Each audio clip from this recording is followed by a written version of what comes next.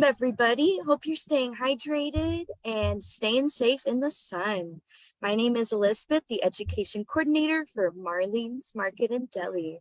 Tonight's special guest, which is always an honor to have her with us, is Dr. Keira Barr. She's a local author and dermatologist, and she has a really important topic to share with us tonight. Thank you so much, Dr. Barr, for joining us. Oh, it's my pleasure. I'm excited to dive in tonight. So, should we get started or should Oh, yeah, take the live stream floor. Okay, awesome. Well, welcome to those of you who are here joining us, who may be watching the replay. This information is always relevant because skin cancer is the most prevalent cancer in the United States, Canada, and other places around the world. So if you showed up here thinking, oh, I want to, learn how to become sun savvy and skin cancer resilient, I want to know what products to use, I want to know the sunscreen and all the things. Spoiler alert, I'm not going to share that with you. You can always send in questions and I'm happy to give you my recommendations, but I really want to share something about how to really become resilient, not just against skin cancer, but against basically all disease. And so we are going to be discussing the topic Beneath the Surface, a mind-body approach to skin cancer. So a very maybe unique angle on skin cancer prevention, but one that is so vitally important. So let's see. I was advancing it. So for those of you who may not know me, and probably most of you don't, I'm Dr. Keira Barr. My background is that I am a dual board certified dermatologist with additional training in integrative dermatology, but the focus of my current work is as a mind-body medicine practitioner and embodiment coach, really helping people manage their minds and teaching them skills and tools of how to feel more comfortable and confident in their skin. I am super excited. Next Friday, I'm actually launching my podcast, The Skinny Dipping Prescription, which will explore a lot more of what we are going to be talking about today. But today, let's dive into it. As I mentioned, the focus of my practice is really to help people feel more comfortable and confident in their skin. And I'll be perfectly transparent. We teach best what we need to learn the most, because for many years I was not confident in my skin. This picture that you see here is right before my health fell apart. I'm smiling in this picture simply because I know that there's a photographer down low, but at this point in time I was in chronic pain. My skin was changing. I was developing new and changing pigmented lesions, otherwise known as moles. Until there was one very atypical spot on my arm that I had to diagnose with early melanoma. And that was my wake-up call, that everything that I was thinking, feeling, and doing wasn't supporting my health. In fact, it was really undermining it. And as I went on my own healing journey, I started to connect the dots that the driving force behind all of my skin and health issues was stress. And skin cancer was the most outward manifestation of it. And I'm not unique, right? Our skin is actually our greatest asset and guide for what's happening beneath the surface. I don't know if you've come across these statistics, but upwards of 90% of all doctors' visits are for stress-related issues. Skin problems, skin issues are among the number one reason people go to the doctor. And skin cancer is the most prevalent cancer in the United States, Canada, and other parts around the world. So the link between stress and skin issues is undeniable. In fact, I'll share another reason why it's undeniable in just a little bit. So from my perspective, the most powerful and potent way that you can become sun savvy and skin cancer resilient is to be empowered with the skills, tools, and resources for how to manage your stress. So we're going to dive into that tonight. So what's the big deal about stress, right? In many ways, there isn't a big deal. Stress isn't inherently good or bad. It's really part of our innate response, our innate ability to adapt to our environment. And we all deal with stress in our own way, and we respond to it every day in our lives. Dealing with stress is a normal adaptive response in the acute setting. But it's a different story when we're dealing with stressors day in and day out, like the pandemic, like current events, like bills that need to be paid or stress at work. There can be stress in so many different ways. And what happens is when you are chronically stressed, it activates your stress response system, both centrally and peripherally. So from your brain and your top down, and also so what we call your hypothalamic pituitary adrenal axis, and also your autonomic response system, your sympathetic and parasympathetic, that kind of fight or flight. I'm sure some of you have heard of that response. So your stress response gets activated throughout your body, and that creates challenges with your immune system. And your immune system is so important for helping you stay healthy, for helping you fight off infection, and helping you to regulate stressors that happen. And most importantly, specifically in the context of what we're talking about, it helps protect you from tumor cancer formation. And when you're stressed all the time, it creates dysregulation of your immune system, and stress hormones are released, like cortisol and norepinephrine and epinephrine. You might know them as like adrenaline and noradrenaline. And also release of inflammatory chemicals that circulate throughout your body that can influence what we call the tumor microenvironment, which can not only contribute to cancer formation, but this is based in research. I'm not making this up. So stress and the downstream effects of it can impact tumor formation, progression, including spread throughout the body, metastasis, as well as decreasing our quality of life while dealing with cancer, and decrease our survival. And the research that's been done has been done in many different cancers: lung cancer, breast cancer, colon cancer, but also specifically research has been done in skin cancer. And this is why I really feel it's important to share this with you. And this isn't to scare you, and this isn't to make this too sciencey, but it is to show that research has been done that adverse events in our lives, emotional, mental challenges, especially in childhood, what we call adverse childhood events. There was this one study here in the archives of general psychiatry that looked at people who had experienced emotional abuse from a parent when they were young, coupled with a very stressful life event in their adulthood. And within a year of that stressful event in adulthood, they developed basal cell carcinoma, the most common type of skin cancer that there is. And what they found is those individuals also had a poor response. Their tumor, the microenvironment. So if you can imagine, when they look at the tumor, the chemical nature and around it was less responsive. Their immune system had been suppressed. So sometimes tumors grow very slowly, especially basal cell carcinoma. But when there is suppression of your immune system, it's more likely to grow a little bit more quickly. This is what they found in these individuals. They've also found that stress can play a role in melanoma, which is the most deadly of skin cancers. Not as common, but more concerning.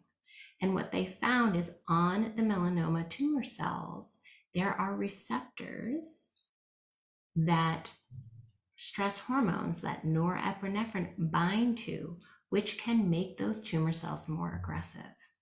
So stress is part of our day-to-day life experience, but chronically being activated and stressed out all the time can contribute to skin cancer and making skin cancer more aggressive.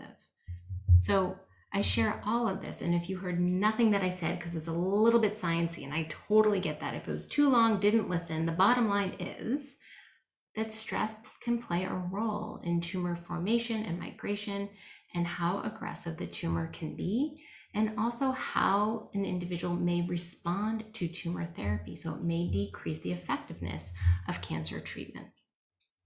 Okay.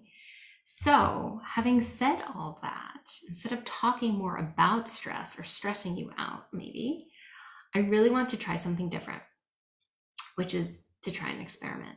Now, I don't know how many people we actually have on live or listening to the live stream, or even if you're catching the replay, you can do this with me. So instead of just talking more about stress, I want you to write about it. I want to invite you to explore what is your own personal definition of stress and what is your relationship to stress. So what I want you to do is when you think about it, I want you to think about like some academic definition, something that you've read in the dictionary. It's like when you think of stress, what does it mean to you? What is being stressed? Like, what is that like for you? What is that experience for you? So I want you to just take a minute and just jot it down. Now, of course, I can't, interact with you, but you can still have the full experience at home. So for those of you that may be with us in the live stream, I'm just going to give you just a minute to maybe write down those definitions.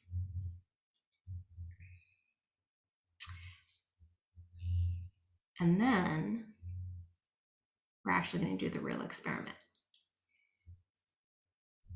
So if you have your definitions in hand, what I want you to do now, I want you to read your definition of stress out loud 3 times. And you can do this if you're watching the replay, just read it out loud to yourself or to anyone else in the room 3 times.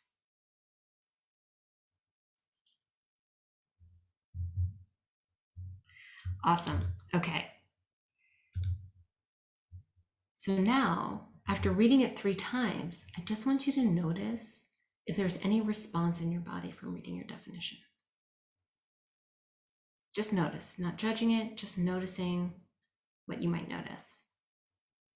Okay, now that you noticed it, now I want to invite you to, if you're sitting in a chair, just to gently push your back into the back of your chair, your bottom into the cushion of your seat, and your feet planted firmly on the ground.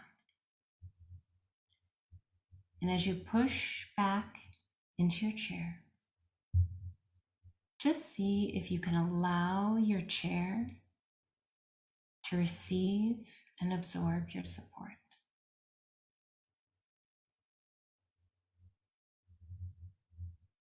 And as you continue to just gently push into the back of your chair, your feet on the ground, just see if you can allow yourself to receive and absorb the support of your chair.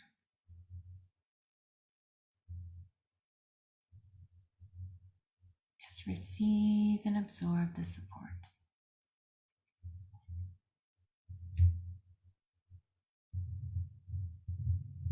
And as an extension of the practice, I'm going to invite you just to add a little gentle movement, maybe a little rocking side to side.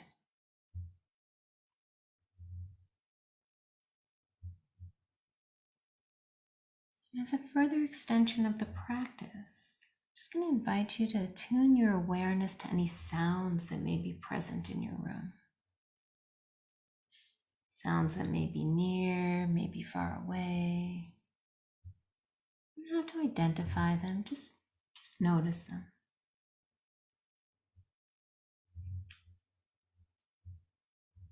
As an extension of the practice, see if you can notice the temperature of the air on your skin. Maybe it's the coolness of air conditioning. Perhaps it's the warmth of your own breath, just noticing. And as a final extension of the practice, if your eyes are closed, feel free to open them and just notice any textures or shapes or colors that may be in the room around you. Textures and shapes in front of you, to the sides of you, above you, below you. I want you to give special attention to any colors or shapes that may be behind you.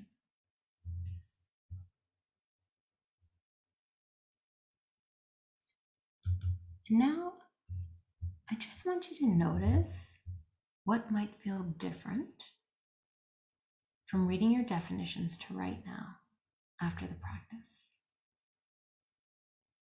And we only have a few people who are alive, but I would love it maybe if who's ever here, if they did that, wanted to share if you noticed any shift, anything that's different for you.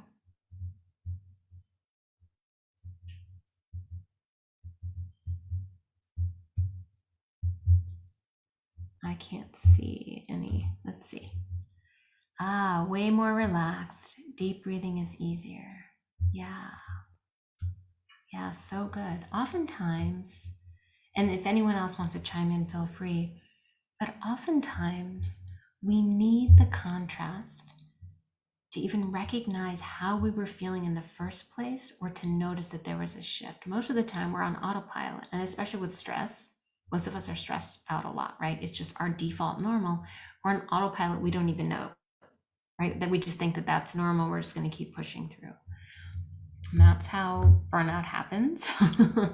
And it's understandable how some of the processes that I was talking about can happen, because we don't stop to pause and notice or give ourselves a chance to make a shift, right? That practice took maybe a minute, and to notice that you feel way more relaxed in that short period of time, that breathing is easier. I really want to highlight and share this kind of little practice that you can do anywhere, any time of day, to quickly have that shift. And one of the reasons why I invited you to particularly look behind you, right? When we're stressed out, why are we overwhelmed and stressed? Because whatever happened before, we're thinking about it, we're playing it over like a broken record. And we're also worrying about what's to come, right? The uncertainty of what's to come. And a lot of times that uncertainty is we don't know what's coming at us, right? With our back to something, we can feel really vulnerable.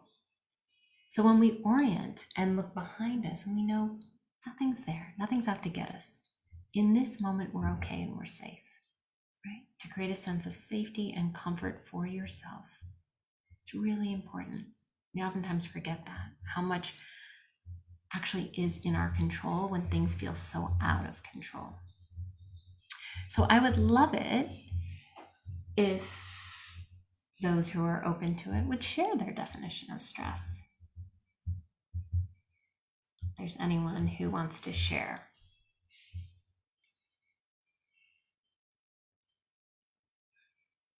Overwhelming emotions. Yeah.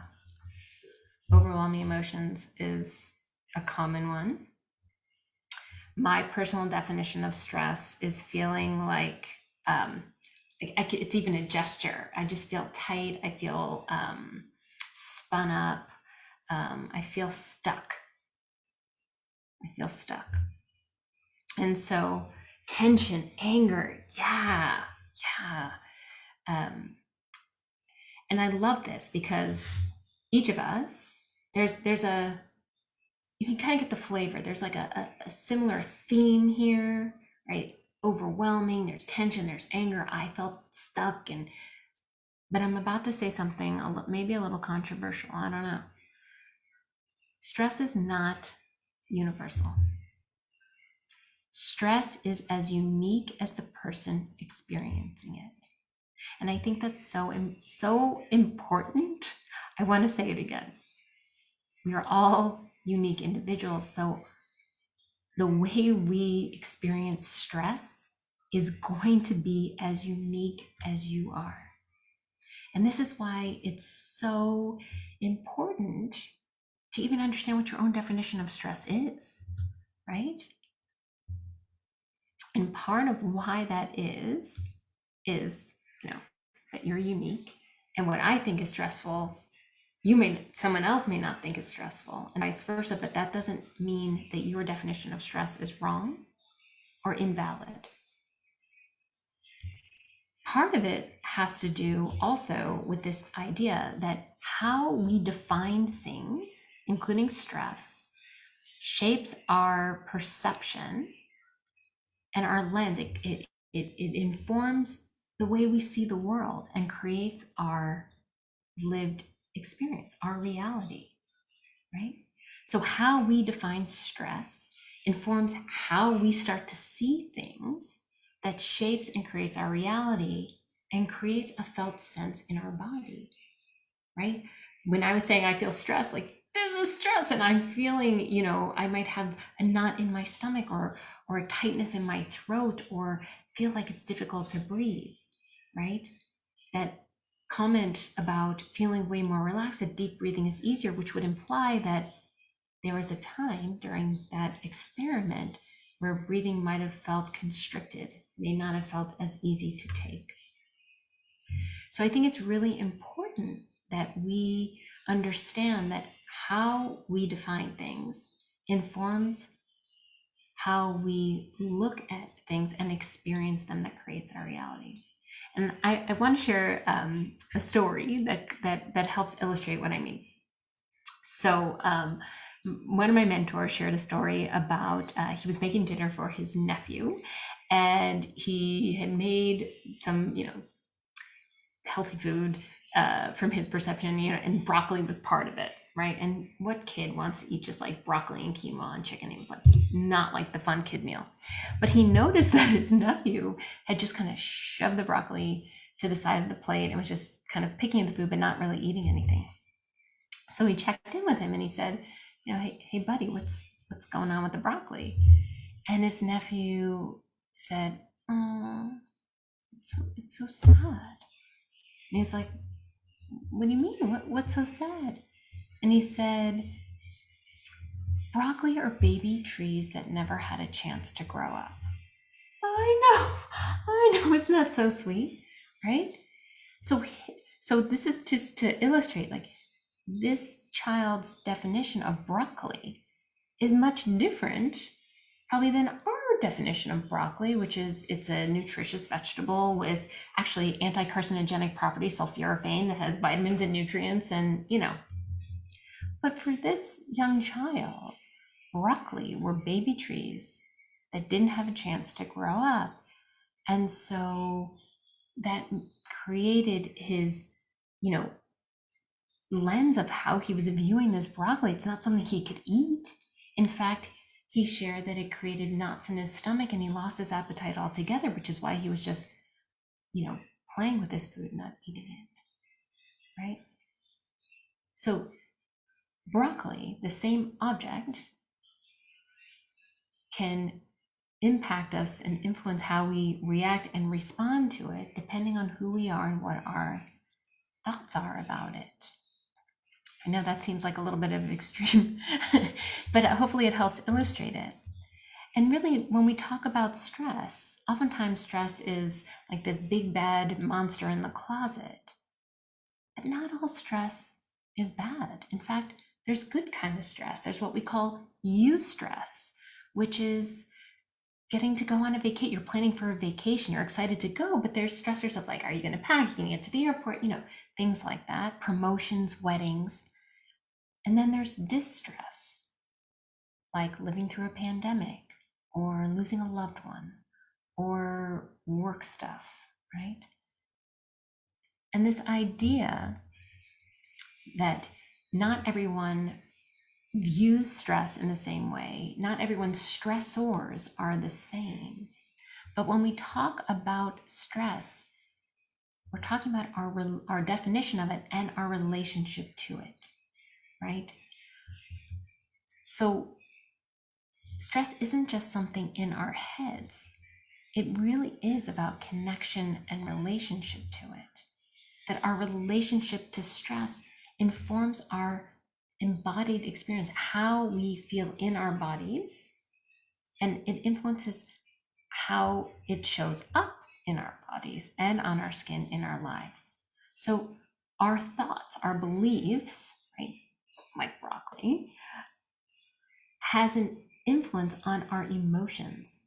And our emotions can influence how we're breathing. How we're breathing can affect our biology. Our biology can affect how we nourish ourselves, and so on and so forth. So, how we experience stress, how we think about stress, isn't in isolation. And just to kind of play this out a little bit further, right? This concept, how it's actually playing out in our bodies is there's a stressor, whether it be broccoli on your plate or, emails in your inbox, that informs our perception of stress, which activates our stress response, both centrally in our brain, in our spinal cord, and peripherally, our autonomic nervous system, right? Our fight or flight response, our rest digest response. And I added in the somatic response, right? That felt sense, how you feel the stress in your body. And I'm hoping that it does make sense that I included that. So when we talk about your brain, your stress, and your skin is actually a target of these stress responses, but it's also a source. Not maybe, I'm hoping that this will be enlightening, but or maybe you already know this, but your brain and your skin are actually derived from the same germ layer, the same embryologic layer of tissue called the ectoderm. So your brain and your nervous system are intimately connected. They're derived from the same tissue. So when there is a stressor, whatever that might be for you, and it activates your stress response, it's both activating the brain and also your skin, because your skin has the exact same mechanism to create those stress hormones and inflammatory chemicals that your entire body is experiencing. So it's kind of like this double whammy, that your skin is getting bathed in these stress hormones and inflammatory chemicals. So how this may play out in general, if you think about it, if you think back maybe on your own experience, if you've been stressed out before a test, before a job interview, before something, if you suffer from eczema or allergies or something like that, maybe they got worse. Or you start to break out with acne, or if you have psoriasis that you noticed a flare, or herpes simplex virus, right? Cold sores. Stressor is a big trigger for that. So we know that when there's stress of many forms, it directly impacts your skin function. It impacts your sebaceous glands. So your oil glands are actually directly stimulated by your stress hormones, which makes your skin a little bit more oily, which is why you break out. But it also especially impacts skin barrier function.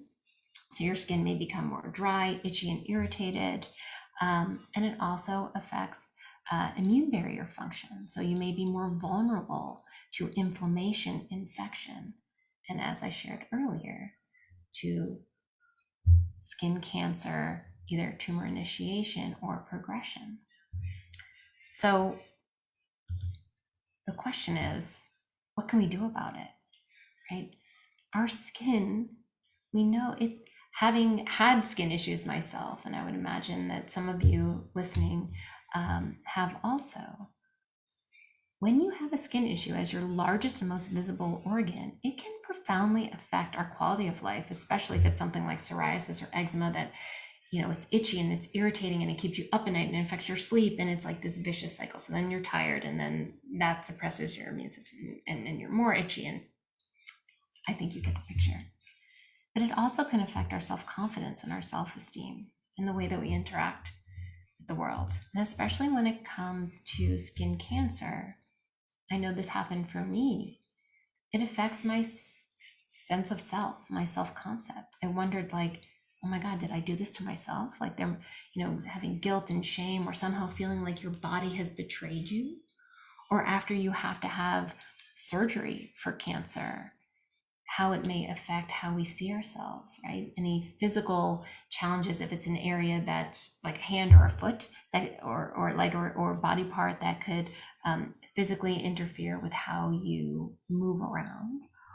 A lot of skin cancers happen on the face, right? And so there's scars, even though they're skilled, very skilled Mohs surgeons and plastic surgeons that can do their best to hide those scars. For some people, it can be, a significant impact. And I just want to share that, the antidote really to this is to use practices like we used just a few minutes ago. This idea of incorporating somatic awareness and embodiment practices. So somatic awareness is really learning how to feel your body. Soma is body, somatic is the living body. And a lot of times what happens, especially with skin issues or cancer, is we can feel a lack of connection to our body, or a disconnect or lack of safety, because somehow our body is doing something that we didn't want it to do, or it's doing, and we feel like we have no control over it. But I would offer that when we take a moment to pause and we tune in to our senses, maybe adding in that gentle movement, right, and allow our bodies to just take a moment and reconnect to them, we can create a greater sense of safety within ourselves. And part of this is this, the body says what the mind won't say, right? If you think about it, when we were babies, we did not have words. It was before we learned how to speak. And we had a way of communication. We had a primary language of touch, sensation, and movement.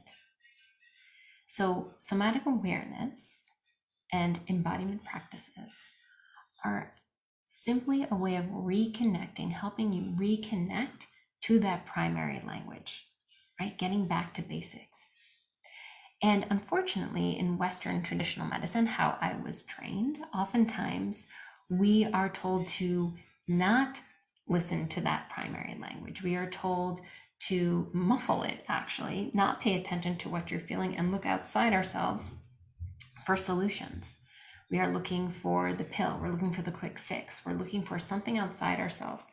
And I'll name that when it comes to cancer management, we are going to have to look outside ourselves to get the support of a physician trained in managing cancer, like an oncologist, or in dermatology.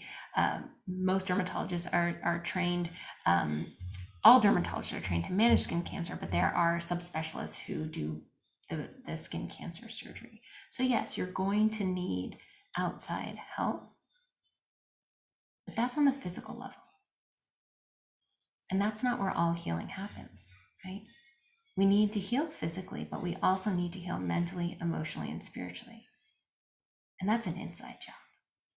We get to control that part. And that's where really tuning in and being able to reconnect your body through practices like you just did earlier really can make a difference. So what are embodiment practices? Essentially, any practice that uses the body as a tool for healing through self-awareness, through mindfulness, connection, basically finding some balance and creating greater self-acceptance, right? Because it can be really easy to harshly judge ourselves. Sometimes we're like, we're feeling stressed, but we don't think we should feel stressed. We're feeling bad, but we shouldn't be feeling bad. And we resist it instead of just allowing for the fact that, hey, this is just part of the human experience. We're just humans having a human experience.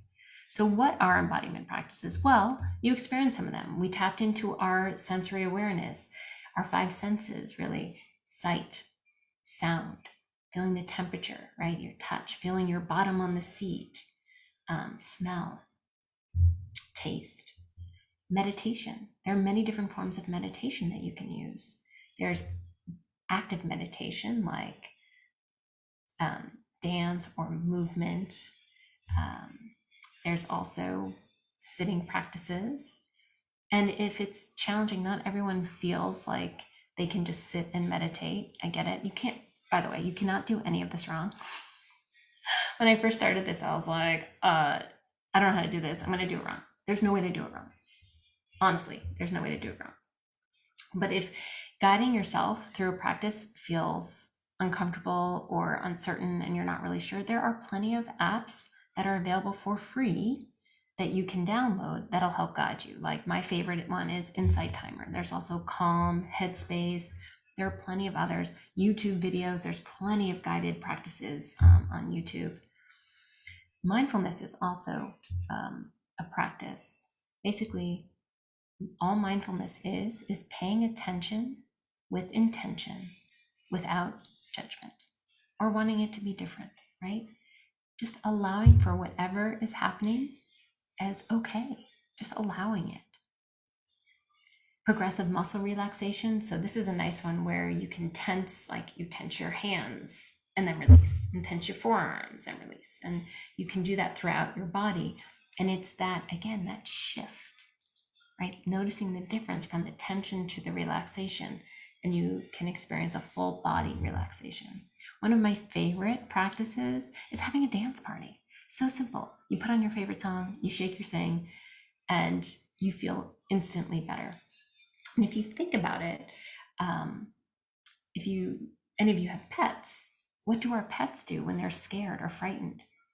They're stunned, and then they shake it off, and they're all good. Our bodies do store tension. Dr. Bessel van der Kolk wrote a book called The Body Keeps Score, and Dr. Peter Levine have done a lot of work in trauma healing.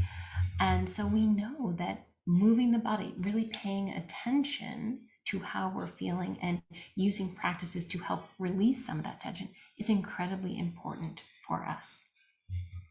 Visualization is a great tool. And again, I think YouTube probably is a great resource for this, just various guided visualizations. And I'll name that I teach all of these practices, and there is not one best one. I always encourage all my clients to think of it as like a buffet, or going to the department store where you're pulling things off the rack. You take everything into the dressing room, you hold some up to the light, and you're like, before you even try it on, it's not even going to be a good fit. You just put that one away. And then you try some others on, it's a little awkward, a little clunky, and you don't like it. But then there's some that really feel good, and you're like, this is a keeper. Great. You're just filling your toolkit with various different tools that it's nice to be exposed to a lot of different practices, because at some point down the road, one may feel like it's a good fit.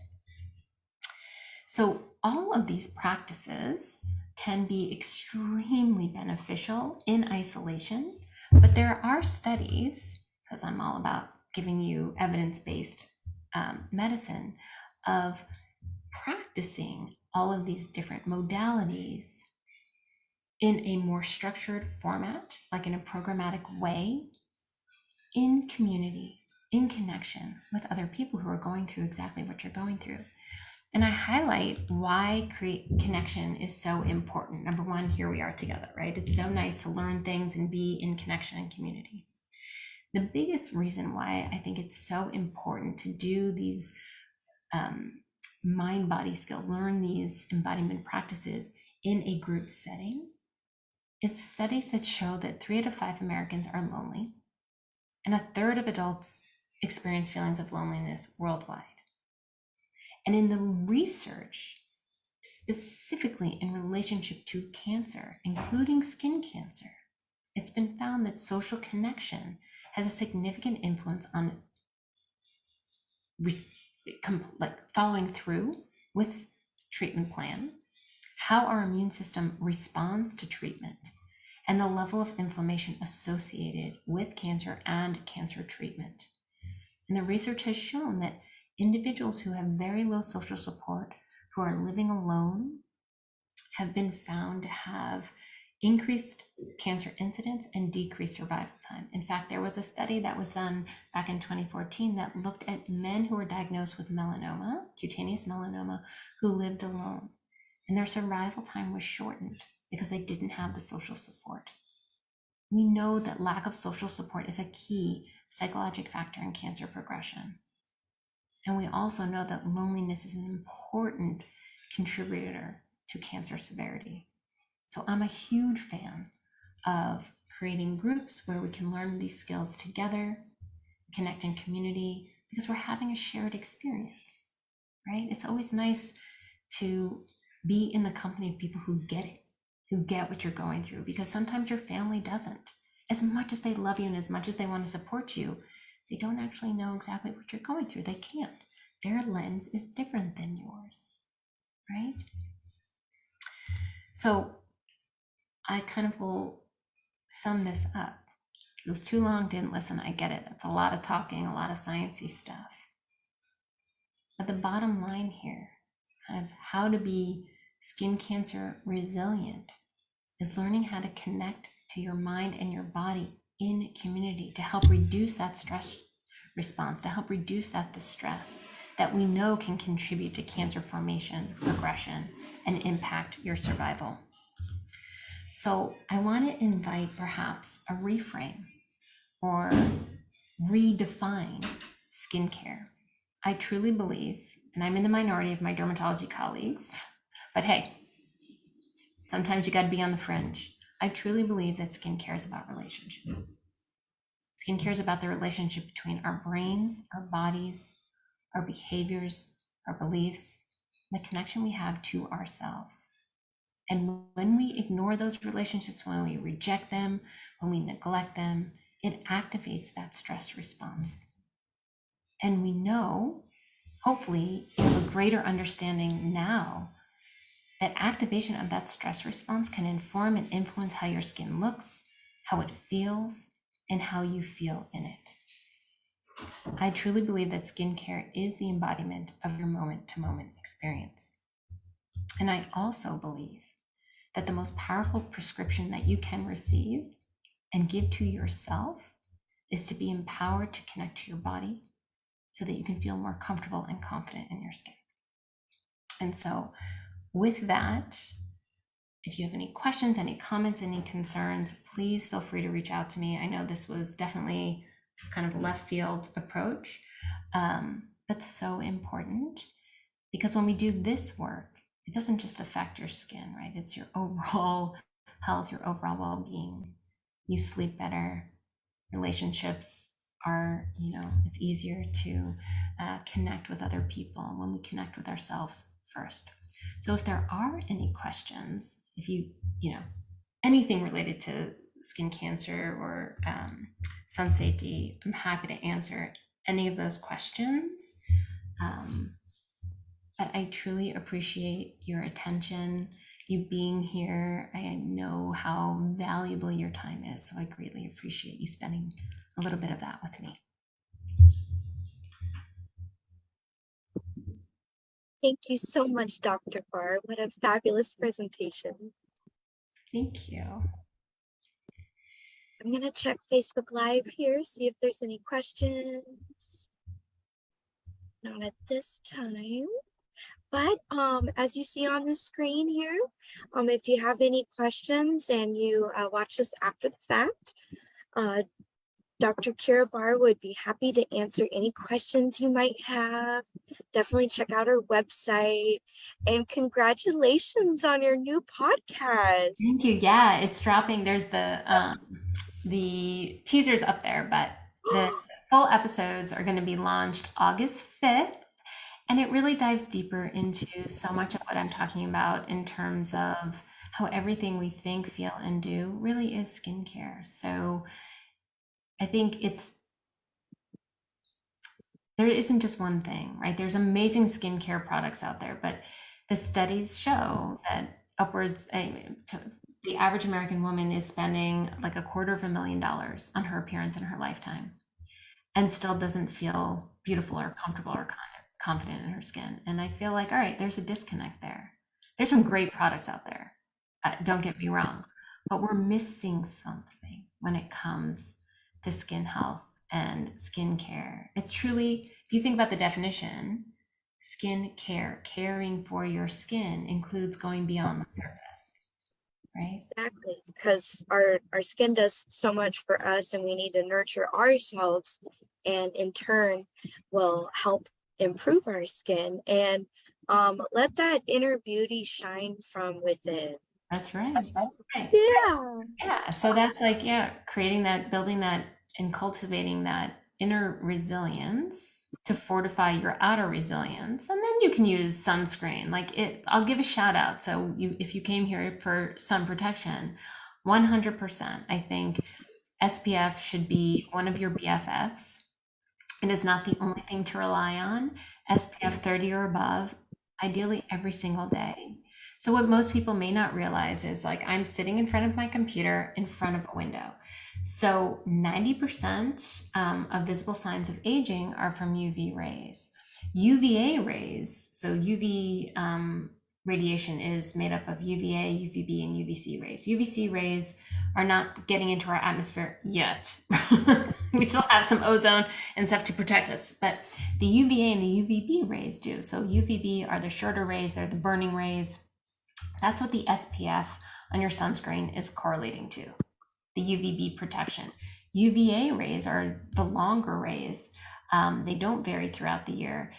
Your sunscreen will protect you if it says broad spectrum sunscreen. It will give you coverage for UVA and UVB protection, but we don't have a specific metric for UVA rating yet. Now, UVA rays can penetrate your window glass. So even if you work indoors, you say, I haven't been going outside, I'm not getting sun exposure. You are. You are. You're getting it every day. And you can Google this. It's like car window sun exposure, and you will see there's a picture of individuals where the left side of their face, their driving side, or if you're in Europe, it would be parts of the world where they drive on the opposite side. Whatever your driver's side is, you will have more wrinkles, more sun damage on that side because you're getting exposure to the glass. Now you can get coatings to protect yourself, but it's important if you're indoor, you wearing, especially for gals, it's and those who like tinted moisturizer with SPF. You can wear that every day as kind of like your foundation. The tint is also helpful because in front of your computer screen, the blue light, the visible light from your computer screen and your devices has also been found to break down your collagen and your elastin, cause hyperpigmentation, essentially cause skin damage. So wearing SPF 30 or above tinted moisturizer, indoors or out, will protect your skin from damage. So, and I'm a big fan of mineral sunscreen over the chemical sunscreen. The FDA put out, a release a couple of years ago about ingredients that were generally recognized as safe and effective, and zinc oxide and titanium oxide. So the mineral-based sunscreens are safe. No need to worry. And you can put them on babies up through your seniors. So you need one bottle of sunscreen for the whole family. Everyone can use the same one. Whereas the chemical sunscreens, the avobenzones, the oxybenzones, the octinoxates, personally, I have very sensitive skin. I can't tolerate. I break out in a rash. So, and lose tinted. Yes, nice. I like it. Yeah, there's so many good products. So I just so if you're looking at products, I recommend mineral-based sunscreens, tinted for day to day, protect you against blue light. Clothing is going to be your number one line of protection, hands down. Broad brim hat, 3-inch brim, sunglasses, going out earlier in the morning, later in the evening when the sun isn't as bright. Those are your basic sun protection tips. But the stress, all so here's the bigger context of this.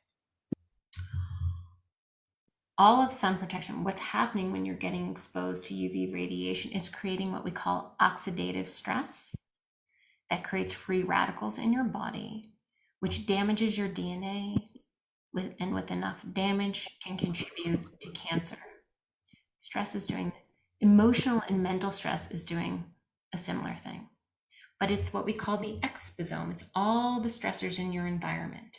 It's the toxins in our food, the plastics, and the toxins in our personal care products and our skincare products, air pollution, UV radiation, the mental and emotional stress, not sleeping, arguing with your spouse, like all the things. And this is not to create a doom and gloom picture at all.